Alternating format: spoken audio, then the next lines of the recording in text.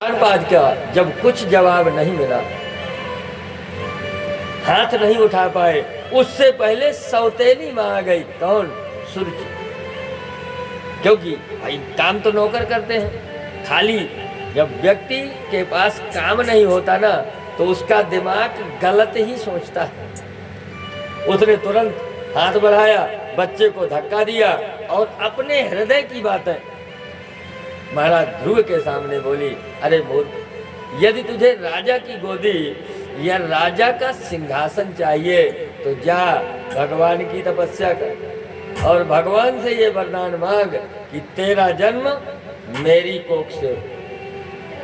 माता सूर्य की ये बातें सुनकर के ध्रुव रोते हुए अपनी माँ के पास आए। माँ से पूरी बात बताई।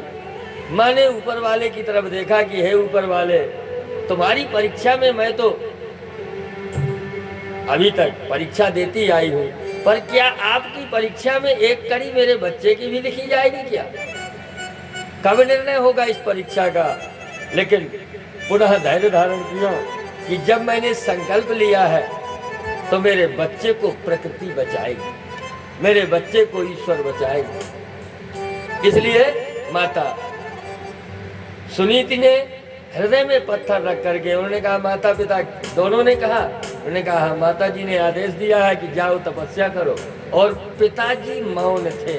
इसका मतलब मौनम स्वीकार लक्षणम।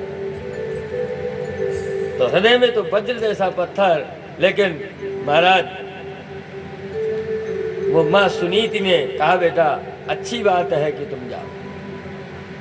निकले तो राजा ने किसी मंत्री से जानकारी प्राप्त की, तो मंत्री से संदेशा भिजवाया, जाओ कह दो आज से 2 सेर आटा दिया जाएगा। सुनीति ने 1 सेर आटा में कितने समय तक अपना समय व्यतीत किया।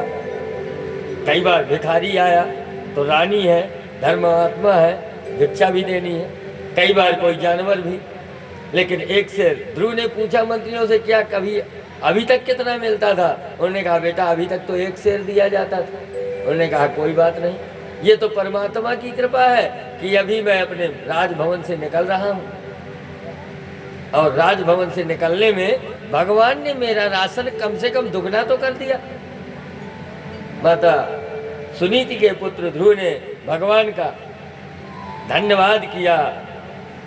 जिन प्रभु की नाम सेरते दूना, अब उनके भवन और का सुना।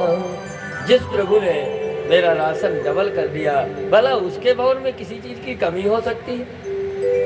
महाराज ध्रुव ने आगे और बढ़े तो मंत्रियों से और संदेशा मिला, यहाँ तक कि राजा ने संदेशा भेज करके आधा राज्य भी देने का मन बना लिया। लेकिन ध्रुव वापस नहीं, उनका विश्वास ईश्वर की तरफ बढ़ता गया। आगे जब नगर के बाहर जंगल में, थोड़ी घनघोर जंगल में पहुंचे, तो पहले नारद जी के दर्शन हुए। बोलिए नारद जी महाराज की जय हो। नारद जी के दर्शन हुए। ध्रुव को संस्कार मिले थे कि कोई संत मिले, कोई ब्राह्मण मिले, प्रणाम करना है। उन्होंने झुक करके प्रणाम किया। नारद जी ने कहा, बेटा कहाँ जा रहे हो? उन्होंने कहा, बाबा तपस्या करने। नारद जी ने प्रश्न किया बच्चों की भाषा में, बेटा तपस्या में क्या करोगे? उन्होंने कहा, पता नहीं। तपस्या में क्या खाओगे? ये भी पता नहीं। तपस्या किस स्थान में करोगे? ये भी पता नहीं। नारद जी ने कहा, तो बेटा पता क्या है तुम्हें? उन्होंने कहा, बाबा एक चीज पता है। क्या? मेरी माँ कहती थी कि जब किसी अच्छे काम के लिए निकलो और किसी बाबा जी के दर्शन हो जाए तो वो काम सिद्ध होता है। मुझे ये पता है,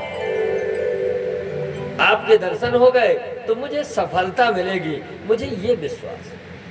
नारद जी ने कहा कि हे ईश्वर, क्या क्या रचना है तुम्हारी?